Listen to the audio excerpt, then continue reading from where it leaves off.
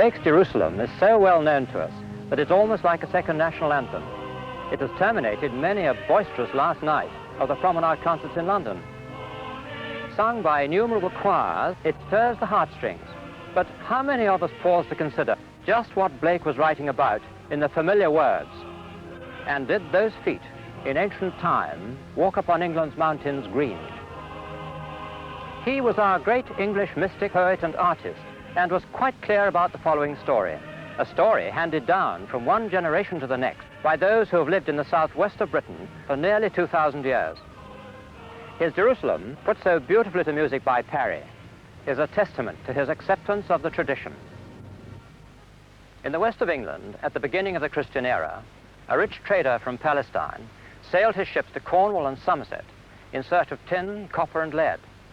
He brought with him on the voyage a young companion. It is quite possible that they passed St. Anthony Head, where the lighthouse now stands, entered Falmouth Harbour at this point, and anchored in the sheltered waters near Place Manor, over there. The name of the trader was Joseph of Arimathea. His companion was Jesus of Nazareth.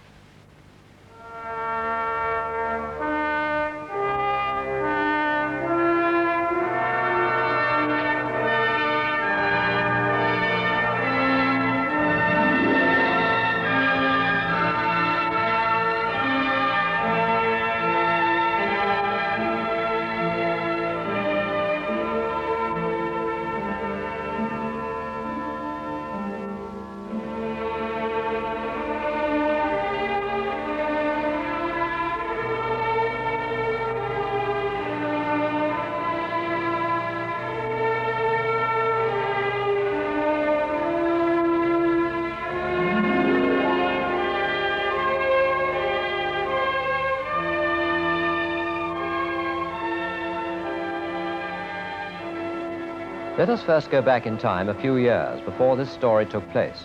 The story of Joseph of Arimathea and his young companion in the west of England. Wise men from the East, called Magi in the New Testament, were convinced that they had discovered a coming event of historic importance.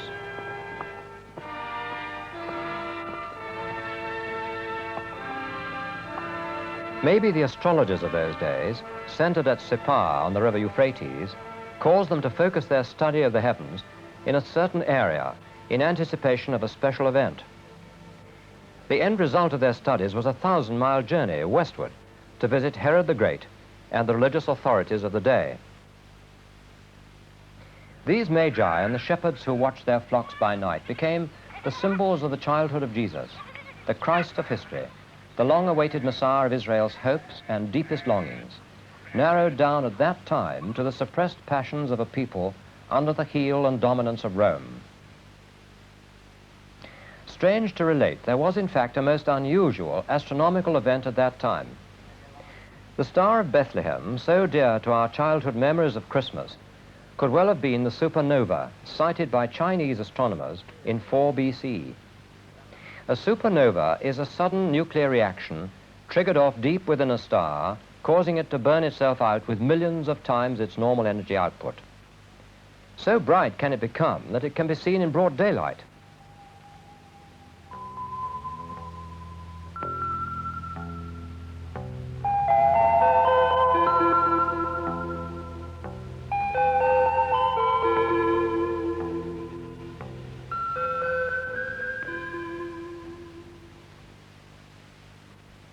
In 1603, in Prague, the astronomer Kepler sighted what is called a conjunction of planets, in this case, Jupiter and Saturn, in the constellation of Pisces.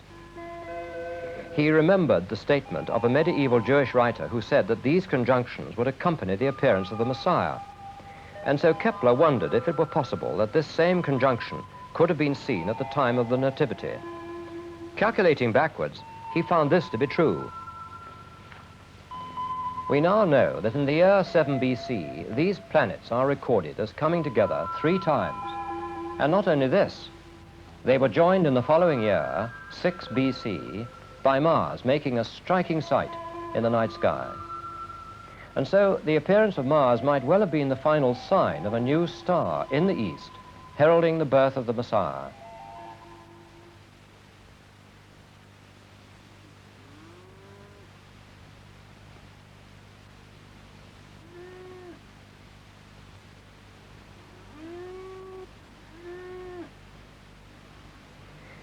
It is now accepted that the birth took place in 4 BC, the year of the Chinese supernova, and this is in harmony with the Magi's word to Herod that the child might then be up to 2 years old.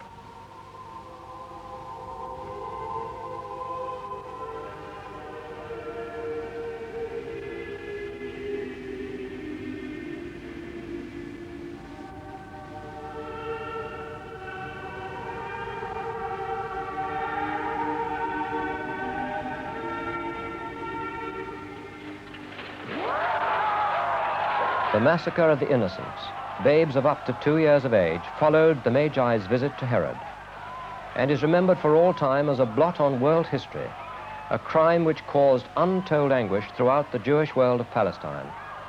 Another sinister sign of the age-old clash between good and evil, which cast its shadow over the coming centuries. Jews had been in Iraq, known in those days as Babylonia, from the beginning of the 6th century BC. So it is possible that the Magi were of Jewish extraction, in which case the astronomical evidence would have been compelling. Their traditional symbols would have left no room for doubt in their minds. Jupiter, the royal star, Saturn, the guardian of Israel, and Pisces, the sign of Israel's Messiah. It was enough. They were soon on their way westwards, and the Nativity itself took place almost certainly in October, not December, in the year 4 BC.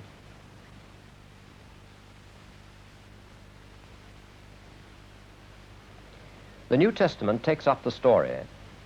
Jesus and his mother, the Blessed Virgin Mary, were protected by her husband Joseph, the carpenter, about whom little is known. They fled to Egypt, as we know, and returned in the spring of 3 BC, shortly after the death of Herod. But there is another Joseph of Arimathea who is the central character of this story. According to the Talmud, and also by tradition, he was the Virgin Mary's uncle. He became the protector and leader of Christianity in the West, initiating the Great Commission of the Christ to his disciples in the early years and centuries of the Christian era. This Joseph we know much more about. Could it be that he brought the Christ child to Britain in his early years, not once, but perhaps several times, as tradition affirms, during the 18 unrecorded years in the life of Jesus before his 2.5 years of public ministry? There is New Testament evidence that Jesus was regarded almost as a stranger, even in his own hometown of Capernaum, which suggests that he might have been away from Palestine for some time. If these traditions are true, then the west of England would not have been a foreign land to either Jesus or his great-uncle, but a place of hospitality, and for Joseph, later, a place of refuge. Britain, even in those far-off days, was known throughout the Roman world as a place with centuries of commerce, learning, and culture, as well as artistic achievement far in advance of that produced by Rome. One has only to see the delicate intricacies of Celtic art to give the lie to the generally held belief that the ancient British were painted savages. Joseph of Arimathea plays a vital role in the dramatic events following the crucifixion of Christ. He was the one who went boldly to Pilate, the governor, and received authority to lay the body of Jesus in his own tomb. He is described in the New Testament as a rich man and a secret follower of Christ, although he was a member of the Sanhedrin, the policy-making council of the Jewish world in Palestine and overseas. The tradition held strongly in the west of England that Joseph of Arimathea was engaged in the export of Cornish tin to the eastern Mediterranean may well account for his title, Nobilis Decurio, given him by Jerome in the 4th century. This title was bestowed upon a number of senior people who held office in the Roman Empire. In Joseph's case, this would be because of his responsibility for supplying metals. He was a kind of minister for mines. Some believe that he was uncle to the Virgin Mary, a concept which is supported by 2 old manuscripts, one in the British Museum and the other in Jesus College, Cambridge. His request for the body of Christ confirms this belief, as it was the Jewish custom for the closest relative of an executed person to remove the body. It was, in fact, a duty to do so.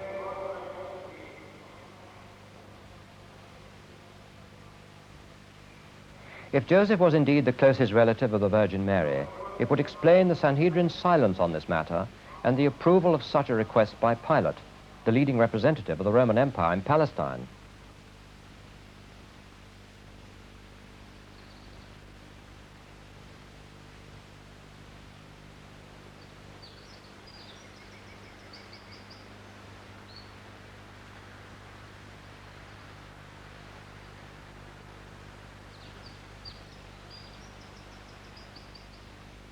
Cornwall has been famous for the finest quality tin since the days of the Phoenicians and Carthaginians, who came to these shores in the centuries before Christ, or even earlier, but this was surface mining.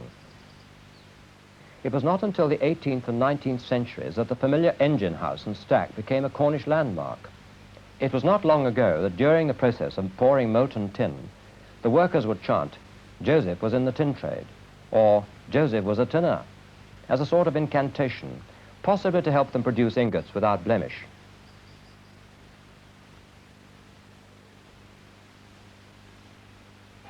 Evidence of a tin trade between the Britannic Isles and the eastern Mediterranean exists in this massive ingot of tin dredged up from the bottom of Falmouth Harbour near St. Mawes. It's dated to the middle of the 1st century AD, while Joseph was still alive. There was little difficulty in transporting such ingots from Britain to the Mediterranean. There were fleets of coastwise sailing craft in those days of a type similar to this model in Colchester Museum, continually plying between Palestine, Egypt, Greece, and the western Mediterranean ports. Today, all this rich, flat pasture land has long since been reclaimed from the sea, but in the 1st century, due to the extremely high tide in the Bristol Channel, the highest tide in all Europe, it was a maze of marshes and low-lying islands connected by waterways. These were deep enough at full flood to float a ship able to carry a cargo of ingots from the foot of the Mendips down to the Severn estuary.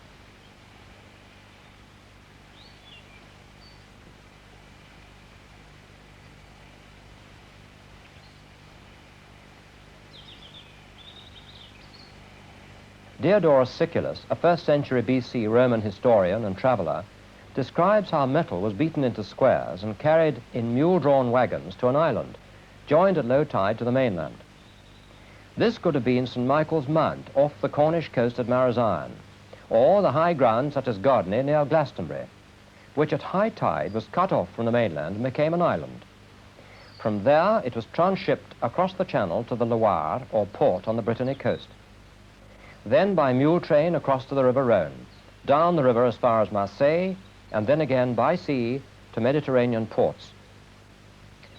This tin trade was written about as early as 450 BC by Herodotus, and later by Aristotle and others, who referred to these islands as the Cassiterides, the Tin Islands.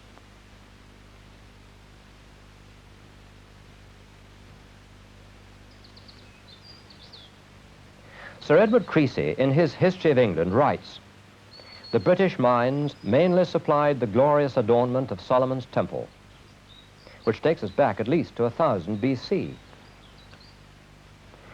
So much for the traditional and historical background. The incentive for communication between Palestine and Britain had been firmly established because of this trade and the prosperity it brought. The means of transporting precious metal was also firmly established along a route pioneered by the enterprising Phoenicians, which remained for several centuries under the watchful eye of Roman arms, as were many other such routes during the Pax Romana. The traditions which link Joseph to Cornwall and Somerset make it possible to reconstruct what might have happened.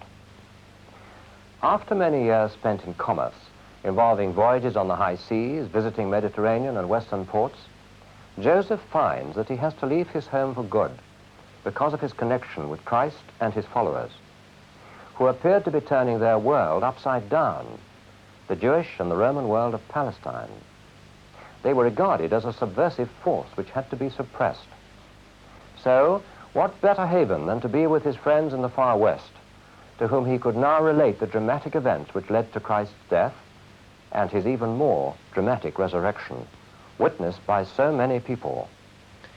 Being already familiar with the West Country, Joseph readily follows the suggestion of his friend and companion St. Philip, the apostle to the Gauls, and crosses the Channel from France by the trade route already known to him, and once again comes to Ynys Wytrin, the ancient Isle of Avalon, or Glastonbury as we know it today.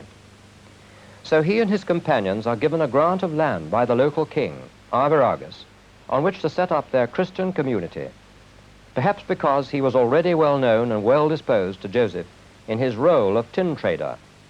Arviragus is shown here in St. John's Church, Glastonbury. It is not recorded whether the court of Arviragus accepted this new faith, but there was obviously something different in Joseph's bearing, a new look in his eye, a nobility that deeply impressed the king. The gift of land was, in fact, 12 hides, one for each of the group. A hide of land is about 120 acres, or as much as a team of oxen could cultivate in a year.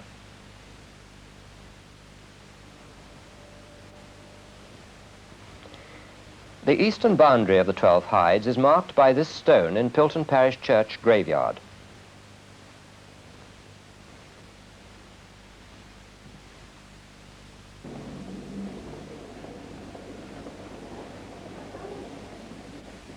There is a link between this gift of land and a statement in the Domesday Book, for on folio 90 there is an account of the properties of the Abbey at Glastonbury.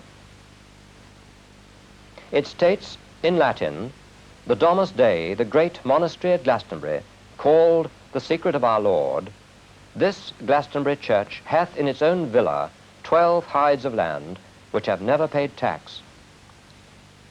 Could this be Joseph's land?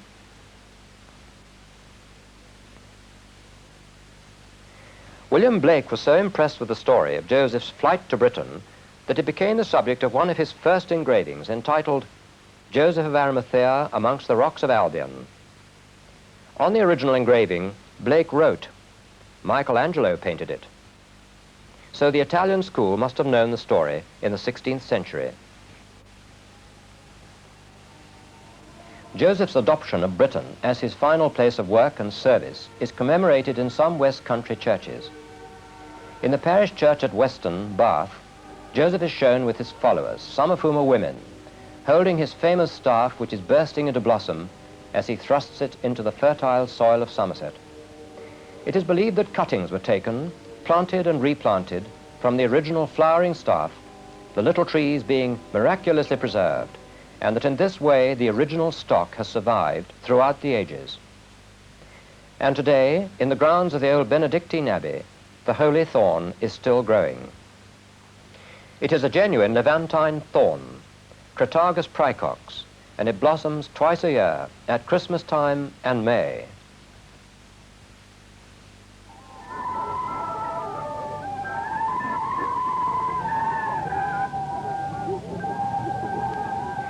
For many years, a picturesque little ceremony used to take place when a cutting is taken from the holy thorn and presented to the reigning sovereign.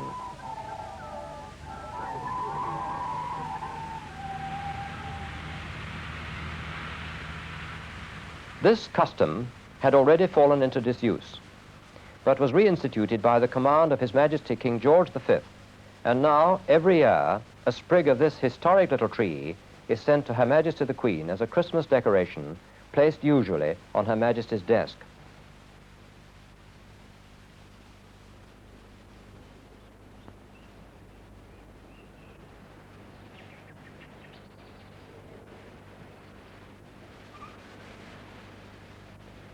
Where the main road winds round the base of Wirral Hill at Glastonbury was probably a muddy, marshy beach. Here, it is affirmed, Joseph and his companions, weary after their long voyage through France, landed from their craft. An incident remembered in the name of the hill, Wirral, or Weary All. Or the word might be derived from withy, sometime called Wirral, used in making the earliest settlement huts. On the top of the hill, a little tree grows, a cutting from the holy thorn in the abbey grounds, marking the place where Christianity arrived in England in AD 36, long before the mission of St. Augustine in 597 AD. Our own historian Gildas, who lived in the 6th century, writes, "We certainly know that Christ, the true Son, afforded his light, the knowledge of his precepts, to our island in the last year of the reign of Tiberius Caesar." As Tiberius died in AD 37, the light must have come to these islands before that. Joseph is said to have ended his days in this green and pleasant land, and both he and his companions are believed to have been buried at Glastonbury.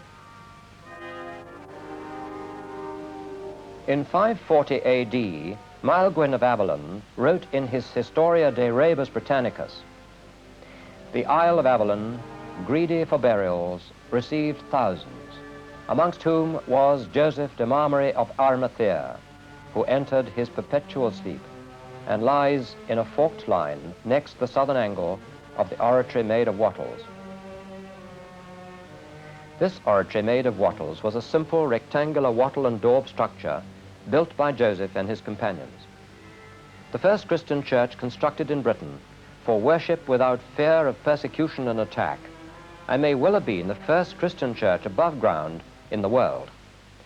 Sir Robert Wingfield was the British ambassador to the Emperor Maximilian in 1517, during the reign of Henry VIII. He had the proceedings of the Council of Constance in 1417 carefully recorded in a book.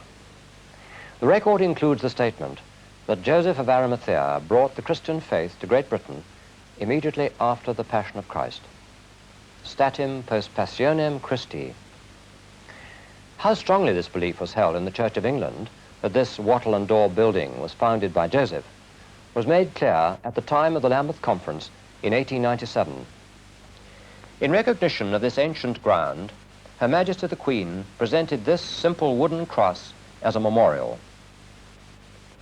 The cross, the symbol of our faith, the gift of Queen Elizabeth II, marks a Christian sanctuary so ancient that only legend can recall its origin. This is St. Mary's Chapel, erected by order of King Henry II over the spot where it is believed Joseph was buried. A 14th century Lincolnshire monk, Roger de Boston, claimed in one of his writings that he saw a metal plate attached to a great stone sarcophagus, such as this, and on which was engraved these lines in Latin: "I came to the Britons after I buried the Christ. I taught, I rest." Quite obviously, an enormous amount of respect was paid to this sacred corner of Somerset by kings, clergy, and people alike.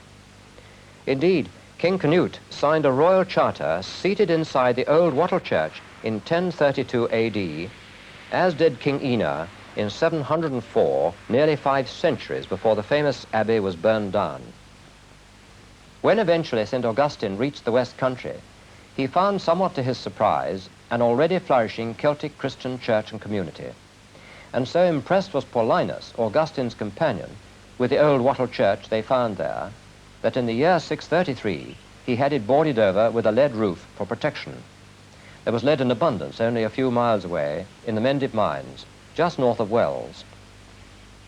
Of this ancient wood and wattle church, St. Augustine wrote to Pope Gregory, "In the western confines of Britain, there is a certain royal island of large extent, surrounded by water and abounding in all the beauties of nature and necessaries of life.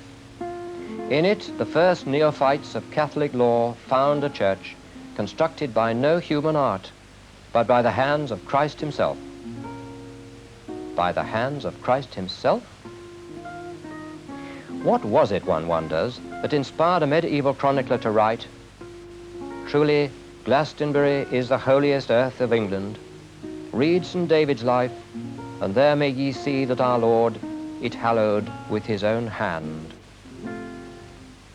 Some centuries later, the greatest of tragedies struck this historic building. All was destroyed in the Great Fire of 1184, including probably the greatest collection of manuscripts in these islands. Immediately, King Henry II issued a royal charter that the abbey at Glastonbury should be rebuilt, as it was, in his own words, "the mother and burying place of the saints, founded by the very disciples of our Lord." This model in Glastonbury Museum is how it looked.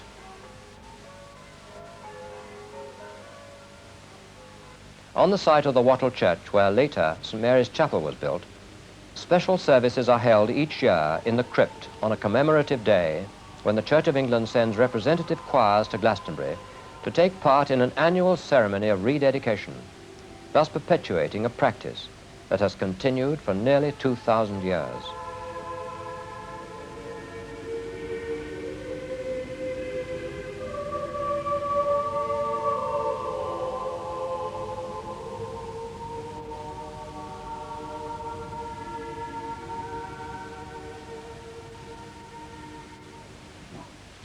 Cardinal Pole and Polydore Vergil, a 16th century historian, were both Roman Catholics, and they claimed that Britain was the first country to be converted to Christianity.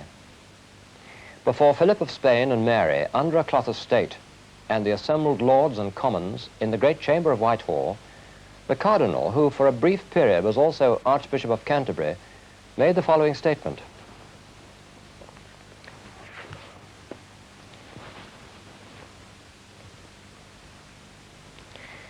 The See Apostolic, from whence I come, hath a special respect to this realm above all others, and not without cause, seeing that God himself, as it were, by providence, hath given to this realm prerogative of nobility above all others, which to make plain unto you, it is to be considered that this island, first of all islands, received the light of Christ's religion.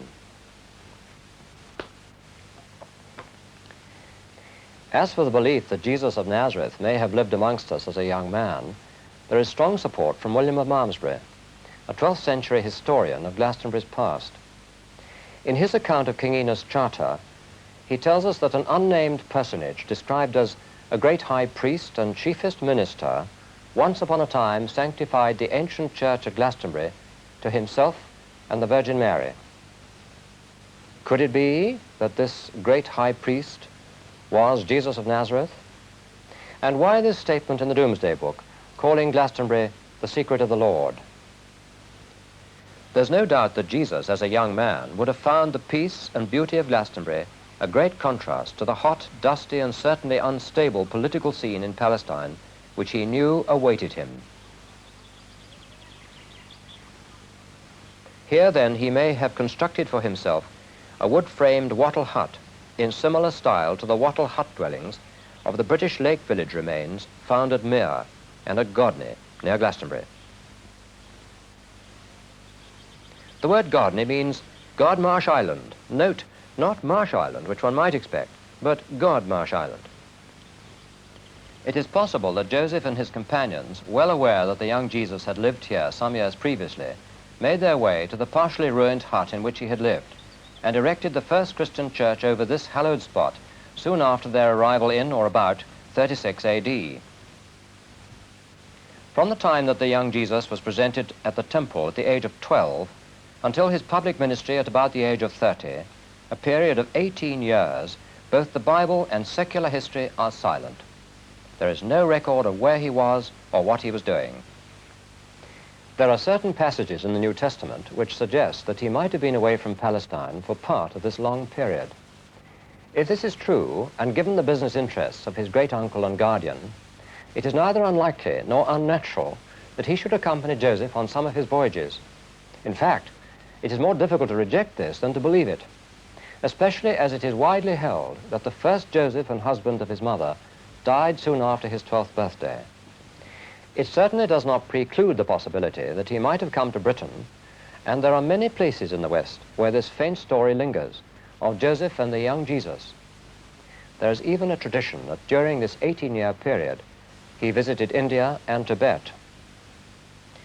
There is also an intriguing story in some of the villages of Upper Galilee that as a youth, Jesus came to Britain as a shipwright aboard a trading vessel of Tyre, and that he was storm-bound on the shores of the west of England throughout the winter.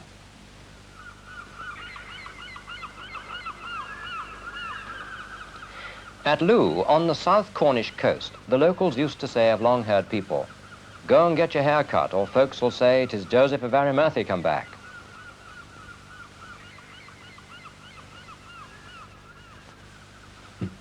Looe is divided by the Looe River into the East Looe and West Looe. East Looe has as its coat of arms the ship bringing, so it is thought, Joseph and the young Jesus to Cornwall. And this is also portrayed on the front of the old Guildhall.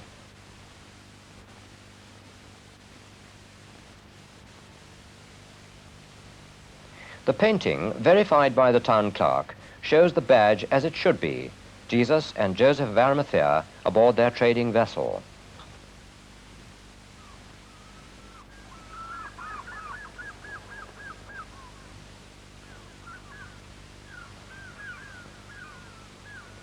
A mile off Looe is St. George's Island. Some of the older folk of the district were heard to say that when they were children, they'd been told by their parents and grandparents that Joseph and the young Jesus had landed on St. George's Island. One fragment of the story at Looe went like this. The locals heard that a boy and his uncle had landed on the island, and they were so anxious to protect them that they went to the giants and asked them to build a hedge to shelter them. For when the wind blows in the southwest, it really blows. Now, whether or not you believe that giants existed, the fact remains that there is a great and ancient earthwork running up over the bare Cornish hills and down to the Fowey Valley. It's called the Giant's Hedge. The hedge is factual.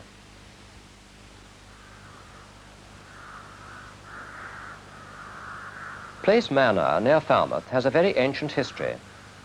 An early Celtic Christian monastery was situated here, and before that a Druidic centre, where also tin and lead were collected for export. On the curve of the Saxon or early Norman arch of the Manor Chapel are carved ancient signs indicating a possible connection with the visitors from Palestine, an anchor, a palm tree, and the lamb and flag insignia. It is believed that they tell the story of Joseph and Jesus running into a storm off St. Anthony's Head, where the lighthouse now stands, forcing them to seek shelter in the lee of the headland where Place Manor and its church are situated. A fascinating echo, or even origin, of a tradition that has long been held in faraway Galilee.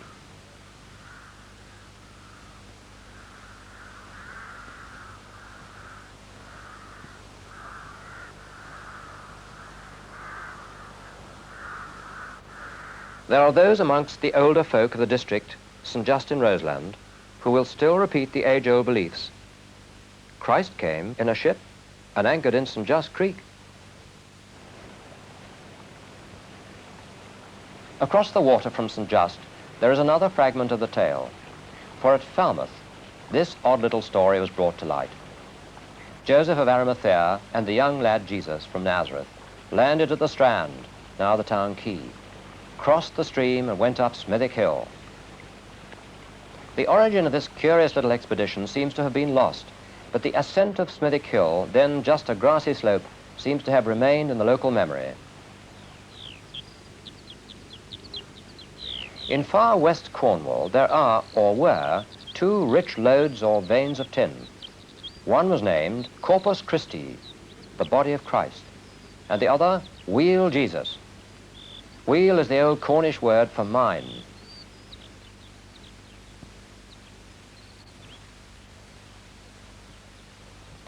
Dotted about the tin mining area of Cornwall are a number of very ancient Celtic crosses by the roadside and in country churchyards, of a type found nowhere else in the British Isles.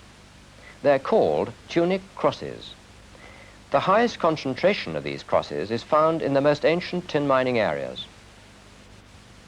On one side, a crudely cut Christian cross. On the other, the figure of what can only be a boy, certainly not an adult, dressed in a knee-length tunic. Not a crucified Christ nailed to a cross, but a youth, his arms outstretched in an attitude of blessing.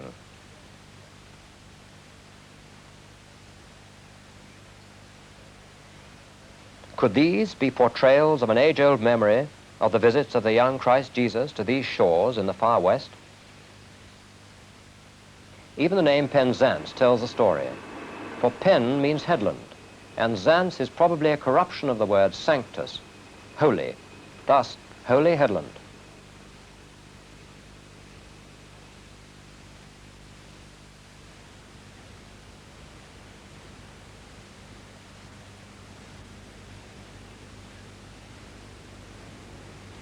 This ancient concentration of hut circles on the south side of the hills, just above Penzance, is the Celtic village of CHREST, and is only a mile from the Ding Dong mine, where the locals say Jesus worked as a miner.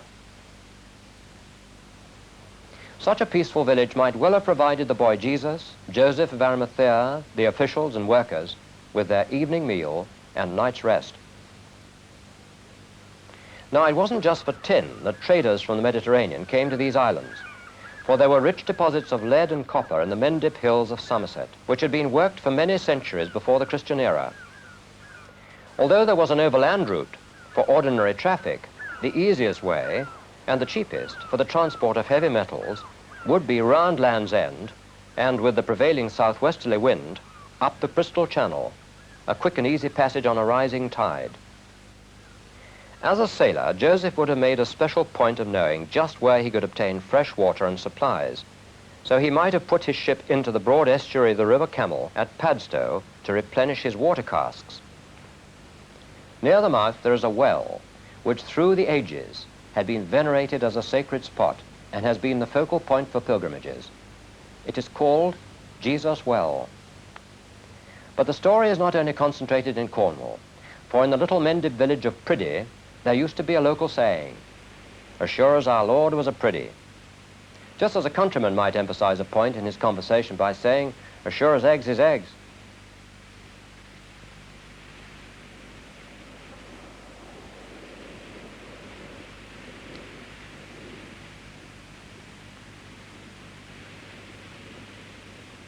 At Priddy can be seen the remains of the workings where Britons mined lead for export to the Middle East.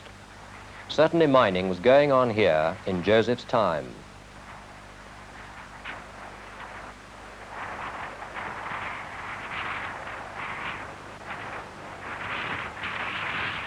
This beautiful story of the young Christ's visit to Britain is depicted in fine needlework on a church banner in Pilton Parish Church near Priddy. Joseph of Arimathea is shown landing from his ship near Glastonbury, and with him is the boy Jesus.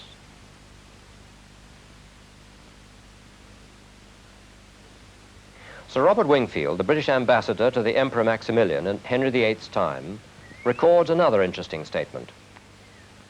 Immediately after the Passion of Christ, Joseph of Arimathea, the noble decurio, proceeded to cultivate the Lord's vineyard, that is to say, England, and converted the people to the faith.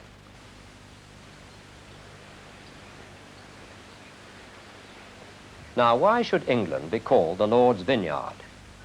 It is a curious name, but whatever the reason is, there were vineyards on the south side of Wirral Hill at Glastonbury during the Middle Ages. And even today, there are at Pilton flourishing vineyards producing very delicately flavored wines. If the young Jesus did in fact live a quiet life here in the peace and solitude of Avalon, then for purely practical reasons he had to have a good water supply. There is such a well, called the Chalice Well, at the foot of Glastonbury Tor, which has never run dry within human memory. The well takes its name from the chalice or cup of the Last Supper, which some believe was brought to this country by Joseph, the one priceless possession in memory of that poignant Last Supper. It is thought that King Arthur and his friends knew of this and made an exhaustive search for it. Centuries later, this story became romanticized as Malory's Search for the Holy Grail in Mort d'Arthur. There are those who believe that the Nanteos cup, the Cupan Nanteos, is the veritable cup itself, a simple little wooden bowl of battered olive wood, broken and black with age, a far more likely receptacle for wine than the mythical gem-encrusted goblet of the Mort d'Arthur fables. There is a long list of early Celtic missionaries who were trained at Glastonbury. Many of these traveled all over Europe, even as far as the heel of Italy. St. Patrick, the apostle to Ireland and first real abbot of Glastonbury. St. Aidan and his pupil St. Cuthbert of Lindisfarne. St. Brendan, the Scottish missionary sailor. St. Bride of Kildare and of Fleet Street. St. Dunstan, St. Columba of royal blood, and countless others. Glastonbury remained untouched, though all around the country was ravaged by the Romans, the Danes, Angles and Saxons. Some of the early Celts fled back to France, which might well explain the close affinity between the Bretons and the Cornishmen. But if in this age of cynicism, darkness and anxiety, we can pause for breath we might with advantage look back at the light which so richly illuminated these islands in the early centuries. It is a light which has burned brilliantly from time to time through the lives of individuals, a history in the making by people who believed passionately that the light which shone 2,000 years ago was more than adequate to remake the world. Is it not possible, if not imperative, that Britain and all the other Western nations who hold these Christian traditions should find our role in the community of nations? If these islands cradled the Christian faith in the West in its early years, this is a great and sacred heritage for which we are accountable.